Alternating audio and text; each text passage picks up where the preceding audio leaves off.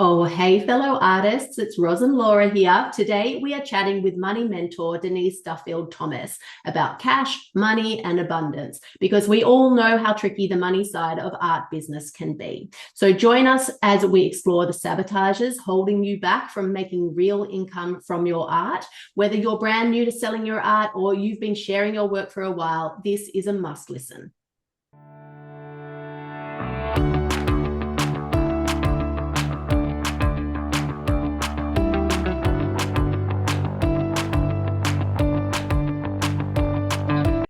Today, we have with us Denise Duffield-Thomas, who is a money mentor for online business owners who want to make money and change the world. She helps people like you charge premium prices, release the fear of money, and create first-class lives.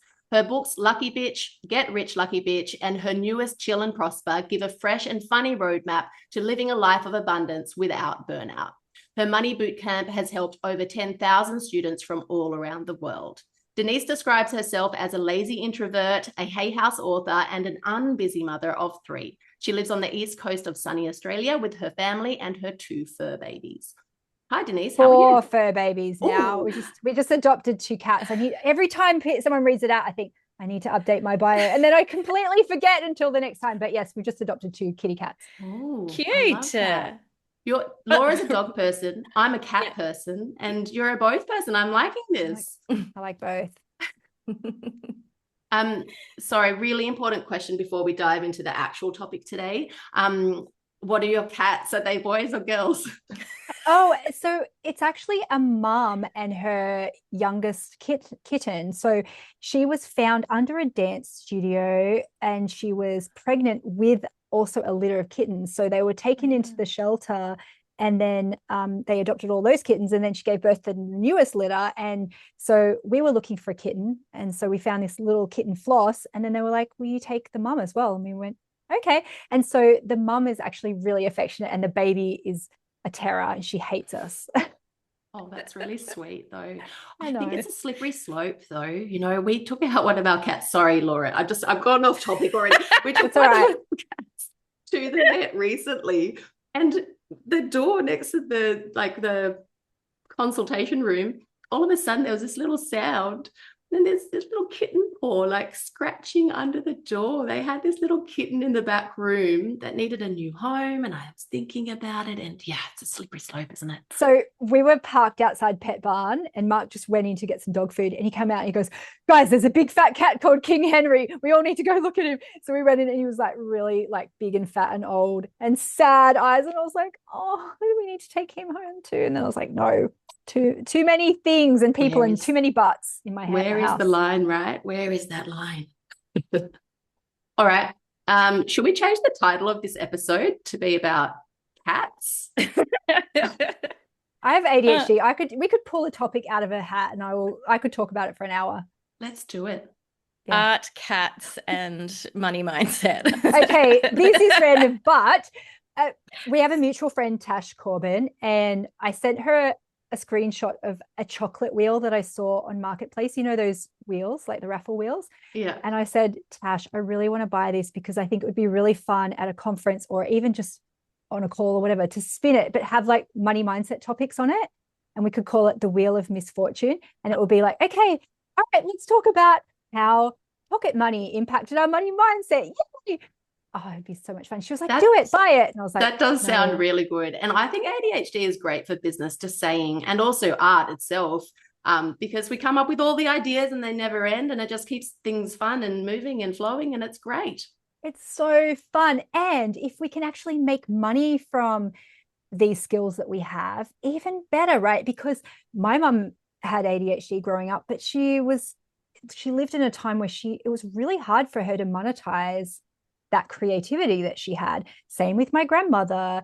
And I just think we are in the best time to be able to actually profit from our skills and talents, but we've got to get our mindset right, which nice segue. See, we got there. That was helpful. Yeah, that's perfect. Maybe we can have a little chat about common things that Roz and I have experienced with working with artists, and things that they, like roadblocks that they come across when they're trying to start their career or grow their career, or grow and expand their creative practice and make good money from their art. Or any money at the start, right? Oh, Sometimes yeah, any that's a money. hurdle, is to actually Yeah. make money from it. So Mm. I speak to a lot of different industries, and what I find is fascinating is that everyone thinks that they're the exception to the rule and that their money blocks are 100% justified. And what I see though is, honestly, it's 80% of the same stuff, and there are nuances through the particular industries. So one of the common ones that I think all of us need to reconcile with is this idea that you have to work really hard to make money. Because I mean, I grew up in a world with no internet, and where you couldn't really leverage your time in any particular way as a normal person. And so my idea of work is, you work an hour, you get paid an hour's wage, right? And I think we all have to really examine what is work, what's worthy of being paid for, what is real work. And we've all got slightly different relationships to that. So if you grew up in a family that work was office-based work, of course you're going to feel weird making money from creativity. If you grew up in a creative family, but they were in a time where they couldn't profit from that, it might have been seen as like, yes, we're creative, but we're poor. And that's just the way, like, that's the bargain we've made. And I think there's something there just that we all have to like go in and just examine what our relationship is around work and worth. And am I allowed to profit from my skills and talents? How much am I allowed to profit? Is this going against the grain of my family? Is this something that I'm supposed to do? And an example of that is someone I coached a long time ago who her family were really against her going into acting. And her dad said, all right, we'll support you to do it, but you'll never make a penny from it. And it was almost like that was the bargain that she made. She was like, okay, I will accept that agreement. And some of these agreements are made without us even realizing it. It's like, okay, I'll live a creative life, but I'll always be poor, or I'll be scrappy, or the muse will only visit me when I'm desperate, and I will not profit from this. I will not sell out from this. And some of that comes from our family. Some of it comes from movies and TV. Starving artist is a very enduring trope that I think a lot of us feel. And I think that is the first big money block that we all need to unravel for ourselves. Yeah, definitely. And I think, there's a lot of the second you start to charge for your work, there's a lot of what did you call it? It's like, everyone look at me, like everybody needs to focus on me. And that's quite uncomfortable for a lot of artists as well. And then we battle the whole tall poppy syndrome, and we sort of worry about sort of showing people our art and asking for, for money in exchange. It's like, well, is that a bit too overconfident? I think that falls into this picture too, somehow. Oh, it really does, because it's so personal. And like when I've had corporate jobs, it was like, here's the salary, and also come and work for us. You don't have to set the prices of the things that we're selling. So you don't have to think about it.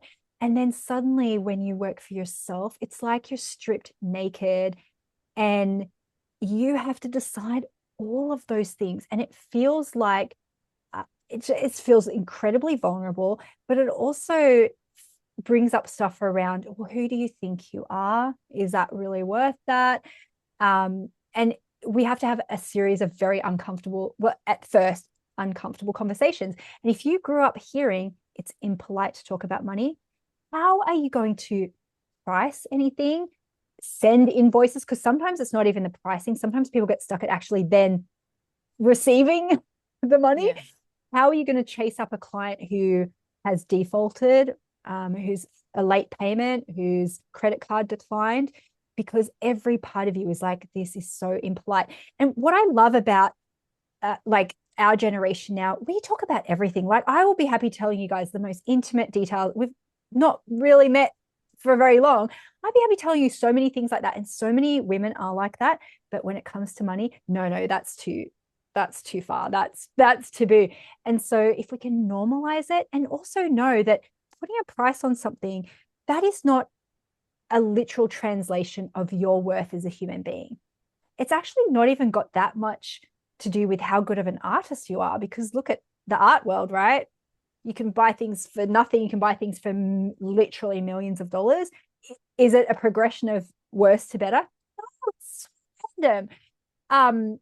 So it's not, you're not pricing you as a human being. You're just pricing a particular thing that has value to somebody, and that's okay. So, Denise, how would artists deal with those really strong emotions? Like, there's guilt around making money from the art because like I just love it so much, and like, how can I make money from it if it's just something that I enjoy? Or like that the strong feeling of like fear of rejection or criticism for putting your work out there, and even like putting a higher price on it too. Like how do we deal with those strong emotions and those potential blocks that might be, a hurdle to us making income? Remember I said every industry feels like they've got their exception, right? So you'll hear people in the health world say, but my clients really need me. And so, good health is, everyone should have good health. So why should I charge for it? You'll hear people who have dance studios say, but I love dance. Like I should be in this for the love of dance, not for money. You'll hear people at every industry say that. And sometimes it's said in a way that sounds really good on the surface, like, oh, I really care about my clients. I just want things to be affordable.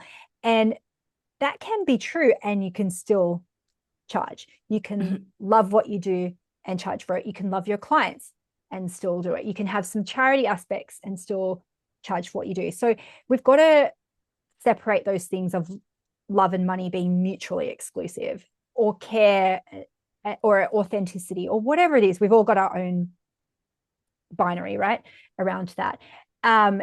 Here's the thing though with pricing, and this is so hard to hear. I wish I had a better answer for this. There is no formula that will create a critic-proof price. And it's so hard because I think sometimes when we ask pricing questions, what we're really saying is, please just give me the price that everyone will still like me. Every single person will think it's reasonable, that I'm a good person, that I have integrity, and they'll still like me at the end of the day. That's what we're really looking for, I think. And that does not exist, unfortunately. But we're still, that's why people crowdsource pricing. They say, what do you charge? So tell me what I should charge. Where am I sat? Like, and I see this too, where people can fall into like, oh, okay, I'll go into an art show where they'll say it has to be between this and this, because then I don't have to think about it, or oh, my mentor is charging this, so I can't charge more than her or him, or that person's been around longer, so I can't charge more than. I've heard everything. Like even in the coaching world or in the online world, it's like, well, that person, you're not saying it out loud, but you're like, but that person's like sexier than me. Like they're thinner, look at, like, they're a bit more glamorous. So of course I can't charge more than them.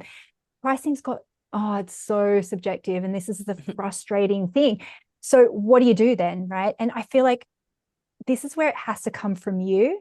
And there's a real power when it comes from you, when you can just go, this is what I charge. And this is like, I can stand by this. Not like this is the minimum that I can stand charging, but it's like, it feels fair. It feels good, feels a little scary, but this is what I charge. And there is power in that, because if someone's wishy-washy around their pricing, I feel like sometimes, I know when I've done it myself, I've attracted people who have asked for discounts, or they've asked for discounts and taken up a lot of time but never ended buying, or they've been unhappy, or they've asked for refunds because I wasn't strong in my power. I've let people in who also don't see my value. They're just reflecting my own insecurities back at me. But when you're strong in it and you just go, well, this is what it is. If someone goes, well, that's too expensive, oh my God, that used to feel like, oh, now I'm just like, that's okay. I like me, I like you. That's fine. Like it's whatever. And when we really attach everything, our self-worth, to the price, it's just energetically, it's so all over the place. Also, when we survey people, say, what would you pay for this? I mean, I've done that with the most random people. I'm like, they're not even my target audience. Why do I think that their opinion means something? Because I'm trying to get validation. I'm trying to get someone to say, yes, you're a good person. And we can't do it, right? And it's not coming from a place of strength, right? And that's the challenge. So my thinking here, is, so how do you get people to that point? Okay, because I can, through the conversation, we can hear, like, we need that strength, we need that courage, we need that bravery to name prices that are actually going to help us build our art business, for example, so it can pay some bills, at least maybe pay for a new tube of paint every week, something like that. Yes. Or more. But the point is, we have to name those prices. We have to have that confidence. But how do you get people from, telling people to pay what they want to that point of saying, no, this is my price, with heart, but also confidence. This is my price. So I call it excavation work, right? You have to go and excavate some of those things. You have to be curious for yourself. What is the money legacy that I was born into? What are some of these conversations that I didn't even realize that I was having in my own head? And you have to be disciplined about not allowing yourself to crowdsource anymore. Giving yourself permission to not take on everyone's advice. It is a bit of a learning curve. Also surrounding yourself with people who are in this conversation, because if you're in an industry that shames people, and I see this a lot in like the spiritual world, there'll be people who are like in a Facebook group together and they start, did you see what this person's charging? How outrageous. They like perpetuate it, right? And it's like, if you're in environments where people are having honest conversations about money, they're not shaming everybody, they're strong in their own self-worth. It is a bit of monkey see, monkey do, right?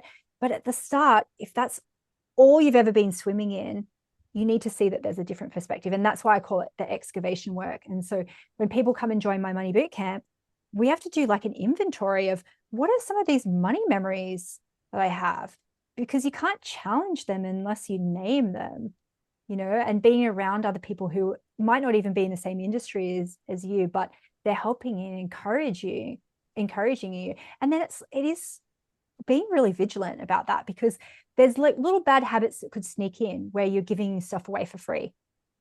You have to stop that, right? Because the less of that you do, the less you'll attract.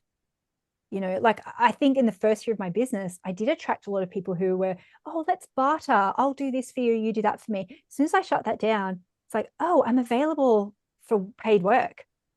Oh, and that might not even be in your art life.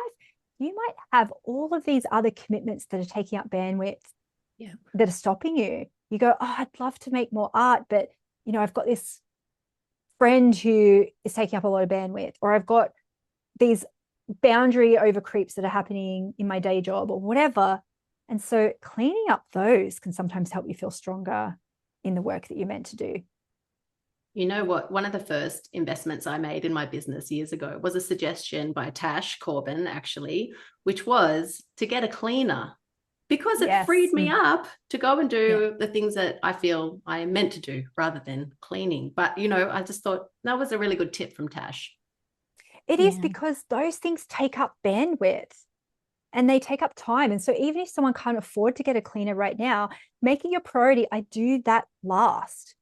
I do my art first, and then I do that 30 minutes before everyone comes home, because cleaning is one of those things could take up forever time, and it's like, you're never more motivated to clean than when someone's coming around. But also you don't get any praise for that. Like there's always more stuff to do. Whereas the really fulfilling stuff, that's what lights you up.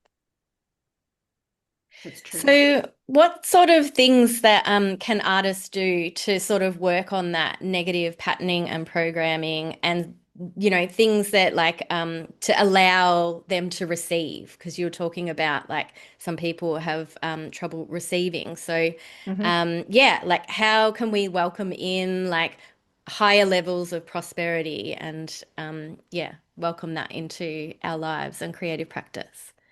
Well, I'm a big believer in like the little things make a big difference. So it could be that you shift your language a little bit around things.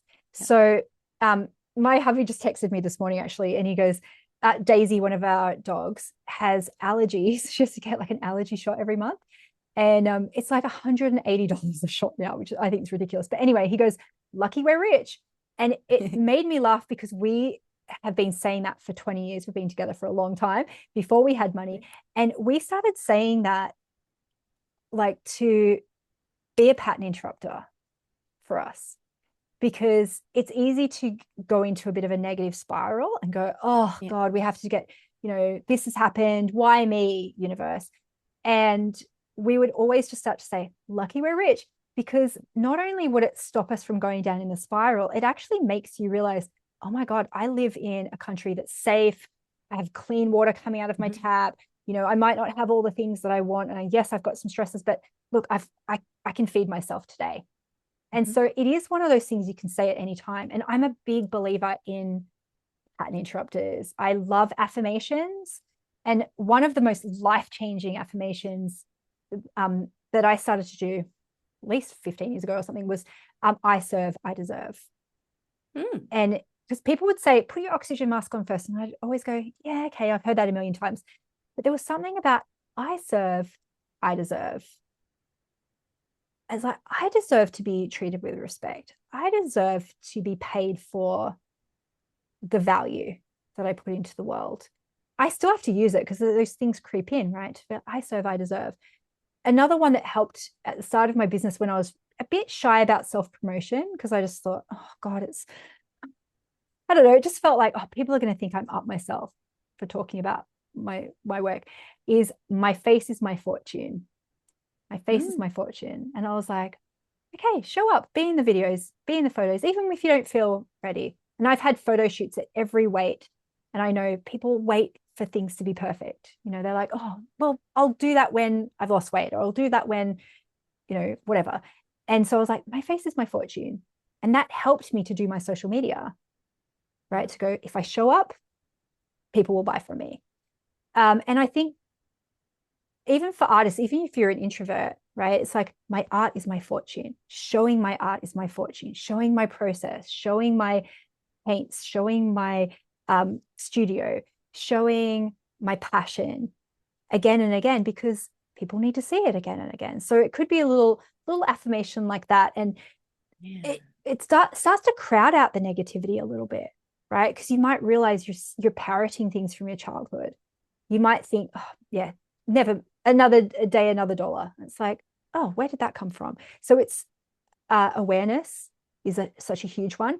And also it's knowing that you don't have to be perfect. The awareness of it is actually the work, not overcoming all of the blocks. And then you'll be worthy of it. It's like, oh, okay, cool. No, that's fine. Because sometimes you're like, when you're just procrastinating on something, it doesn't take much sometimes just to get into action. And so sometimes you just need one little thing to tip you over the edge. And you go, oh, I did it. Okay, cool. And so that could be an affirmation. It could be listening to a podcast. It's trying to crowd out the negativity that's always going on for you of like, I'm not worthy. It's not worth it. It's like, okay, well, my face is my fortune. All right, just for the next 5 minutes, I'll post about my art. Yeah. Denise, you know what idea I put into practice, which I think is from you from a few moons ago, which is my laptop password is a money affirmation. Oh, Was that, yes. Is that something you talk about? Yes. Yeah. Absolutely. I love that idea. So I call these money anchors. I actually started doing this when I worked in my last corporate job, because I desperately wanted to work for myself. And I was at this job and I was just like, oh my God. And so I had my password. I can't even remember what it was now. It might have been like work for myself or something very generic. And I had to type it in like 50 million times a day. And each time just gave me a little like, maybe it's possible. Maybe it's possible. And so I love money anchors. I think you can do them everywhere. So I was never good at like cutting pictures out to make a dream board, but I would create one online and print it out and like stick it in unexpected places. So my drawer at work, I'd have it inside my drawer. So I would just be sitting there and I'd like open my drawer and go, yes. And then I did a little mini version and put it in my wallet where my driver's license would be. And then when I had my car, I'd like put it in my visor. So I would just go, oh, I started writing messages to myself on my mirrors in whiteboard marker. I have a lot of pop-ups on my phone. So like my screensaver is always a goal. See, it's like one of my properties I want to sell. My screensaver on my computer. You can do screensavers on your TV now. It's like, where can you set these things up once, but constantly have these reminders? Because you think how many times we're having negative thoughts. No one's going to buy, I'm bad, blah, blah, blah. So we need to create these moments to crowd them out. And that's a perfect example. You're typing your password in 1,000,000 times a day. You're looking at your phone, you're picking up your phone 1,000,000 times a day. Where else can you add them in to just give you a tiny little jolt? Sometimes you don't even see them, but they're subliminal. And actually, I love subliminal audios too. So when I was a teenager, I used to go into crystal stores because I didn't have a lot of positivity in my life and I hadn't really discovered the personal development world. But crystal stores felt like that was a little bit of a like, oh, some good energy happening in here. And I found this cassette tape and it was Learn to Study or whatever. And so it was like classical music. And then like this man's voice very low and it'd be like, I retain information easily and effortlessly. And I'd put it on and I'd study. And so I was like, what else can I learn in this way? It really appeals to me. I think in my lazy brain, I'm like, how can I multitask? And so subliminal audios.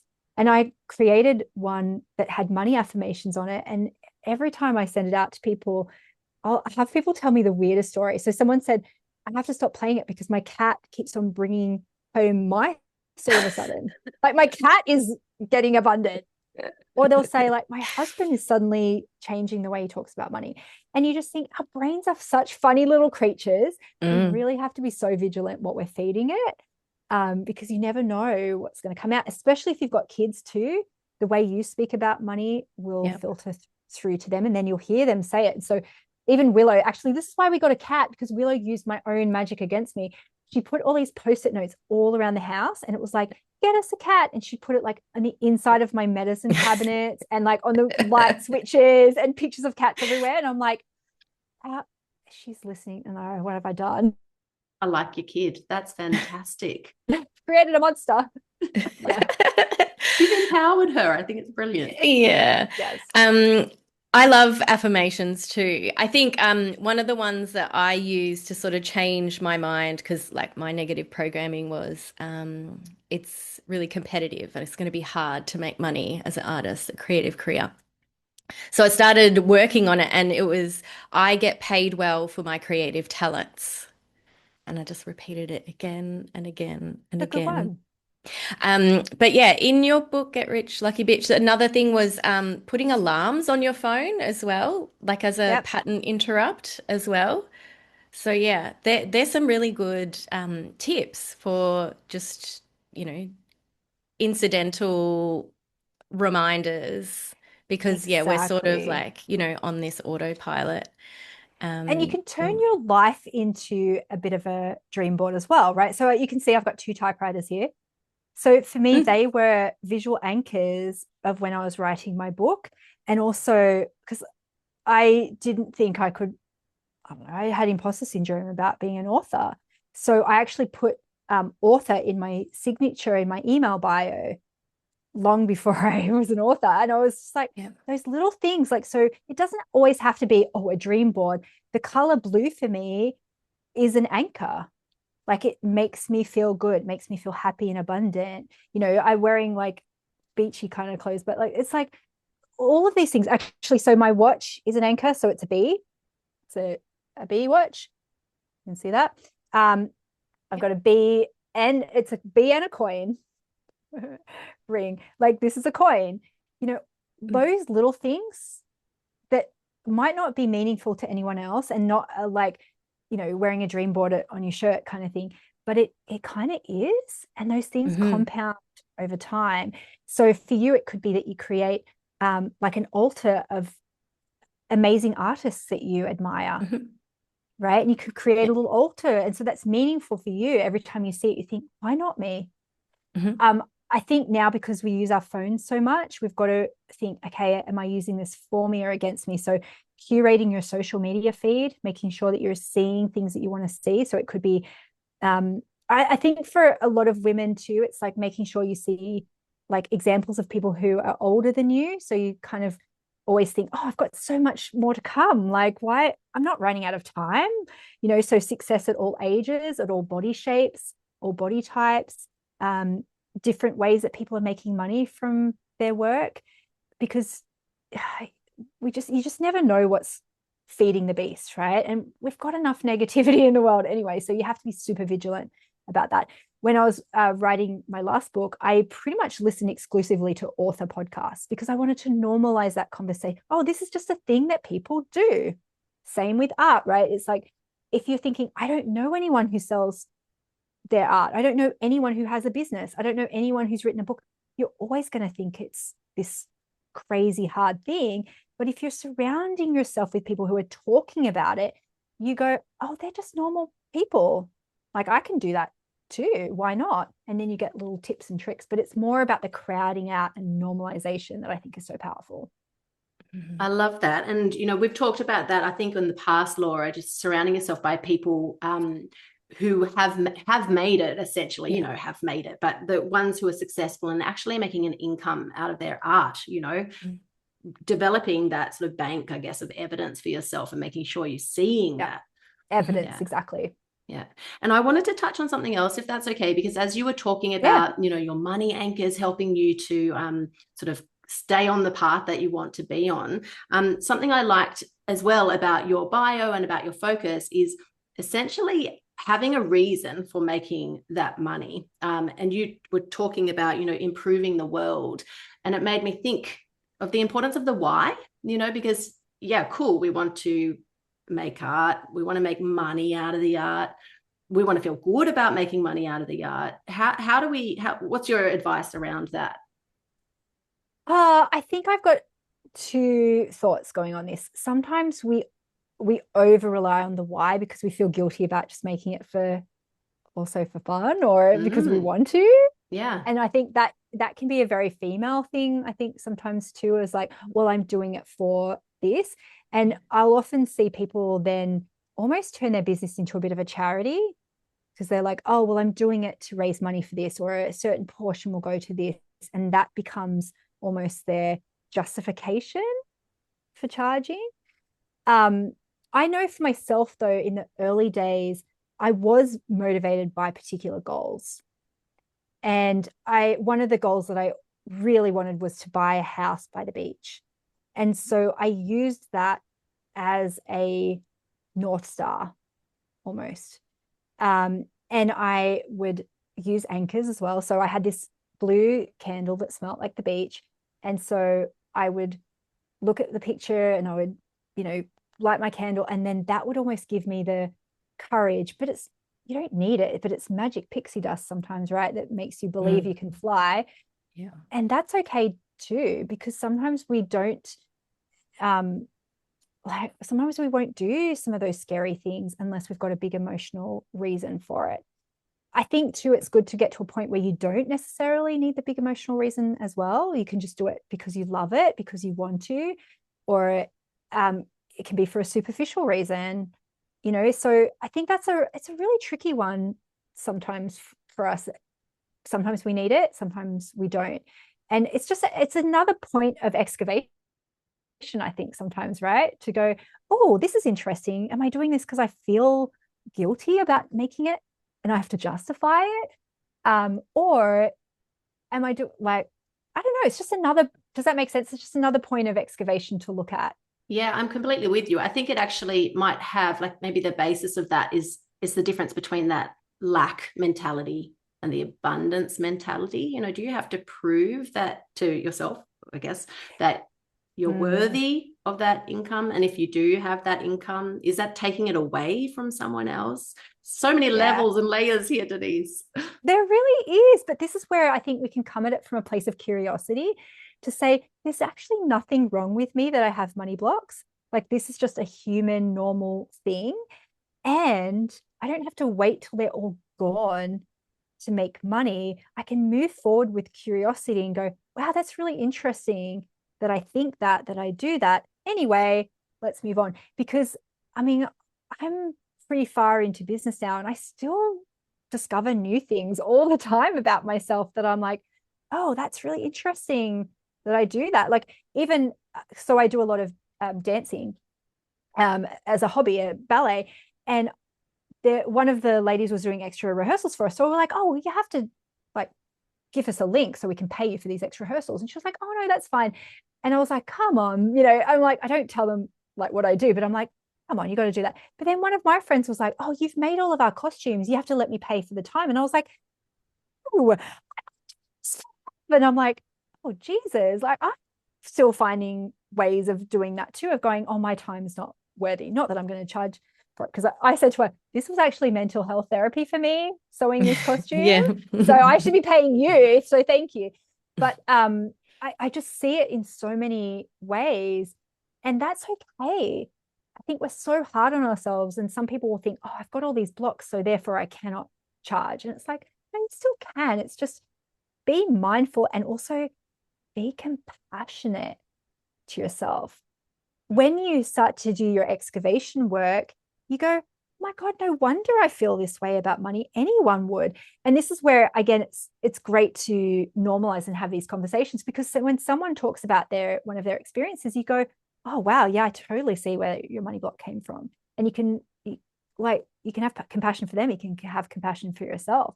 And you start to remember things in different ways. You go, oh my God, my teacher said this about me in the 3rd grade.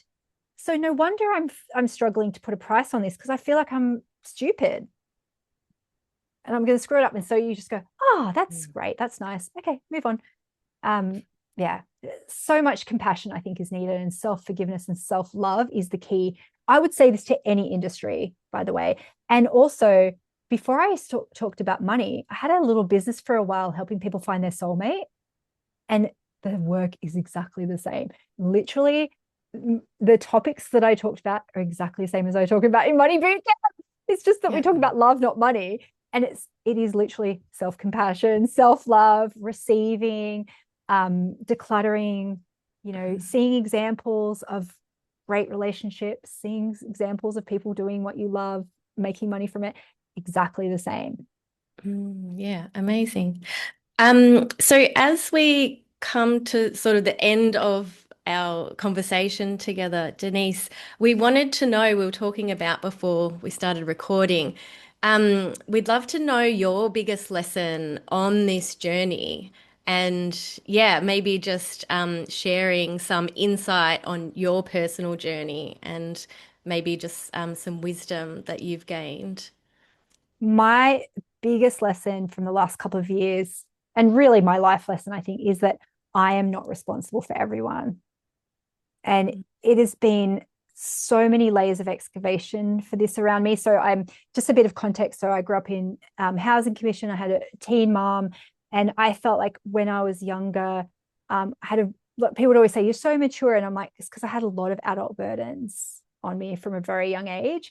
And so, oldest child, I've got very much younger siblings. And there's always this sense that I had of like, I'm responsible. I have to take responsibility. I have to solve everyone's problems. And so I turned into that go-to girl for a lot of my friends and my family. And the last couple of years has been, oh, I'm not an expert in that. Good luck trying to find a solution. Okay, bye. And even things that I see on a daily basis where I go, oh, no one's taking care of that. Maybe I should go into that business, right? No. Even when I was at dancing the other day and I was like, I really wish they did more tap classes. Maybe I should go back and get my tap qualifications so I can create tap. It can show up in so many little ways. Feeling over responsible for clients. It showed up a lot in my business when I had, I still have a community group, of feeling like I have to be available 24/7 for you, because if I'm not available, you're not going to like me. I'm not going to be responsible. Also, when there's big things that are happening in the world, feeling like, okay, do I put aside my business and do I fix that problem? And it is is such a it is just a really big life lesson, I think, for me, and I see it in a lot of other people too, that we feel overly responsible for fixing every problem of our clients' lives. We're trying to live all lifetimes at once, and it's exhausting.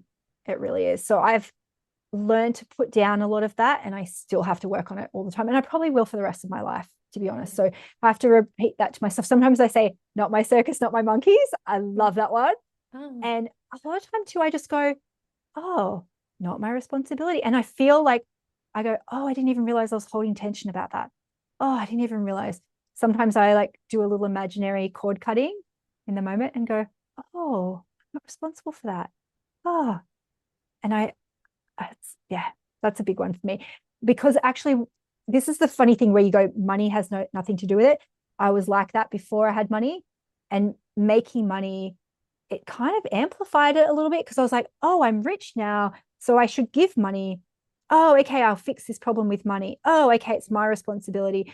Like even I was at a charity auction and I was like, oh, I'm a rich person now, I guess I have to be the one to make the bid of the thing. And I like spent 10 grand on something, and I'm like, I'm responsible for that shit. And then the next year I was like, no, I don't, I'm not. So it's not about the money. It's your same behavior and your same blocks will show up no matter what. Right. And so that's the good and bad news, is that no amount of money will fix those things, but you still just have to learn from them again and again. Right. So that's just being human and being compassionate with yourself, and always just being in the work, you know? Yeah. Oh, amazing. We say it all the time, don't we, Laura? This whole thing that being in business and in art and art business it's so tied to self-development, getting to know yourself, understanding yourself, and working on and gently improving the things that you need to work on to improve your quality of life, essentially. Yeah. Loving yourself through it, because you will make mistakes. You will price things badly. You will make so many mistakes, and that's just a part of it. Yeah. Denise, thank you so much for joining us today. It's been amazing chatting, getting to know you a bit, and also hearing about your tips and strategies and all of that jazz, as well as your journey too. For our listeners today, where are they best to find out more about you? Maybe, grab a book or sign up for your boot camp or something like that. Where are they best to go?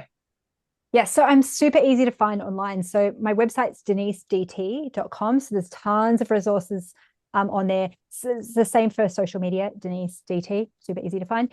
And my books are on Kindle, Audible. You can, if your bookshop doesn't have it, they can order it in for you. And I think that, the books are a really great place to start. But I also just really encourage people to come follow me on Instagram. It's a good way to connect. You can always DM me. I love hearing money stories. I love hearing people's different industries as well, to see what comes up in different industries. So yeah, it's been a pleasure to get to know you girls a little bit more. And thank you for the work that you do, and for letting me talk to your beautiful audience. Anytime. Shall we have you back? I think we should have you back. Yeah, I love coming back. It's been amazing. Yeah. I love being a repeat guest. So some people have me on like once a year, and I'm like, yay. Alrighty. Well, bye-bye to everybody. Thank you for listening, and we'll see you in the next episode. Bye-bye. Bye.